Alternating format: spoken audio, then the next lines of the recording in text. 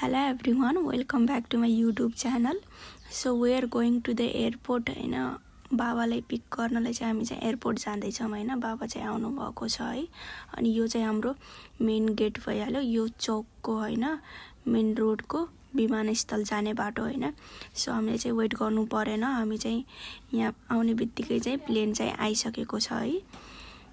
So हामी चाहिँ अब भित्र जान्छौं हैन पिकअप गर्नको लागि है हामी चाहिँ अटोमा चाहिँ आएको छौं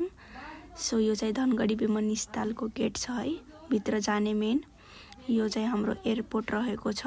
यहाँ हेर्न सक्नुहुन्छ धनगढीको एयरपोर्ट चाहिँ यो रहेको छ है हामी चाहिँ बाबालाई लिन चाहिँ 3 जना आएको छौं दिदी मम्मी बहिनी र म चाहिँ आएको छु है 3 जना चाहिँ बाबालाई चाहिँ लिनको लागि चाहिँ आएको छौं हैन एयरपोर्टमा सो अब हामी चाहिँ भित्र जाँदै छौं उतातिर सो यो बाटो चाहिँ आउँछ हैन अब हामी भित्र जाँदै छौं आउँदै छन् हैन सबै जना चाहिँ आउँदै छन् एक एक गरी बाबा चाहिँ उहाँ हेर्न सक्नुहुन्छ बाबा चाहिँ आइसक्नु भएछ है यो चाहिँ मेरो बाबा चाहिँ हुनुहुन्छ है सो मेरो बहिनीको मिटअप हुँदैछ यो चाहिँ मेरो बाबा चाहिँ हुनुहुन्छ सो बाबा चाहिँ हैन दुबईबाट चाहिँ आउनु भएको छ है यो सी इज ह्याप्पी हैन प्लेन चाहिँ हेरेर चाहिँ खुसी चाहिँ छ हैन मेरो बहिनी चाहिँ सो बाबा बहिनी हैन मम्मी र दिदी हामी चाहिँ 4 जना भइसकेको छौं हैन 5 जना मेरो बहिनी मिलाएर र सो यो चाहिँ प्लेन रहेको छ अहिले चाहिँ अब हामी लगेजको अब वेट गर्छौं हैन लगेज चाहिँ आउनलाई चाहिँ टाइम लाग्छ त्यसपछि चाहिँ हामी चाहिँ घरतिर लाग्छौं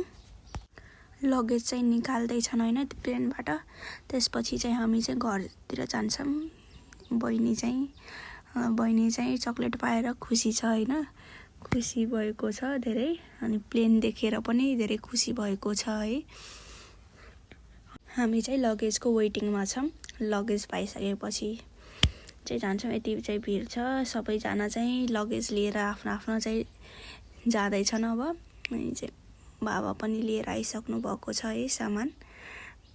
अब चाहिँ हामी चाहिँ घरतिर जान्छौं अब चाहिँ बाहिर निस्कौं लगेज लिएर चाहिँ त्यसपछि चाहिँ अटोमा बसेर चाहिँ हामी चाहिँ घरतिर लाग्छौं सो मम्मी बहिनी दिदी चाहिँ वेट गरिराखेको छन् हैन हाम्रो सो हामी चाहिँ अब जाँदै छौं सो सबैजना चाहिँ आफ्नो आफ्नो अब लागिरहेछन् बाटोमा अब हम पनि बाटोमा आफ्नो आफ्नो घरतिर चाहिँ लाग्छौं सो बहिनी चाहिँ अब यहाँ बसिसकेको छ माथि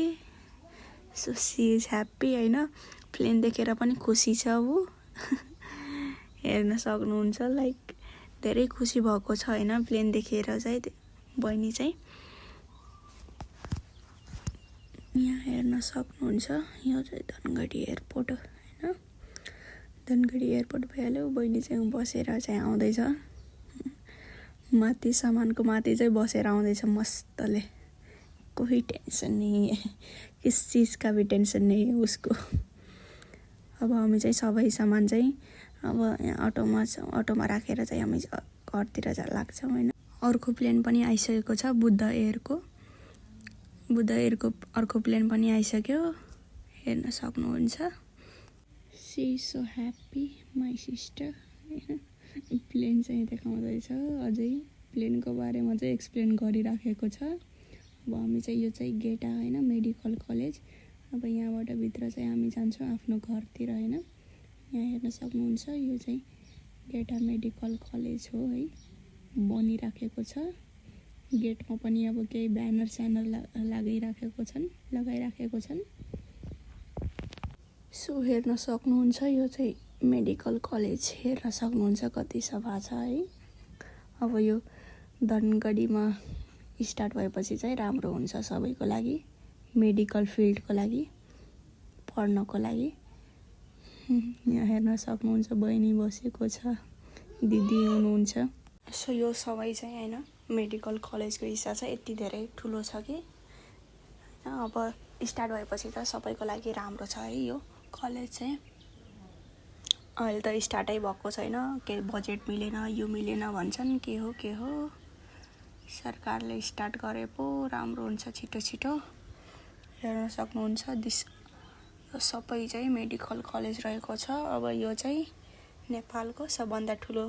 मेडिकल कलेज चाहिँ बन्न जान्छ हैन, स्टार्ट भएपछि। तर अहिलेसम्म स्टार्ट भएको छैन, बजेट पुगिरहेको छैन। सो यो सबै चाहिँ भ्यूहरू चेक गर्न सक्नुहुन्छ, हेर्न सक्नुहुन्छ। सो आजको लागि चाहिँ यति नै हैन। अब अर्को राम्रो भिडियोहरू चाहिँ बनाएर पोस्ट गर्छु। हजुरले चाहिँ सबै चाहिँ हेर्नु होला, च्यानललाई चाहिँ सब्स्क्राइब गरिदिनु होला, बेल आइकनलाई पनि हिट द बेल आइकन हैन। सो लाइक कमेन्ट गर्नु होला राम्रोसित। यो चाहिँ गेटा आई हस्पिटल आँखा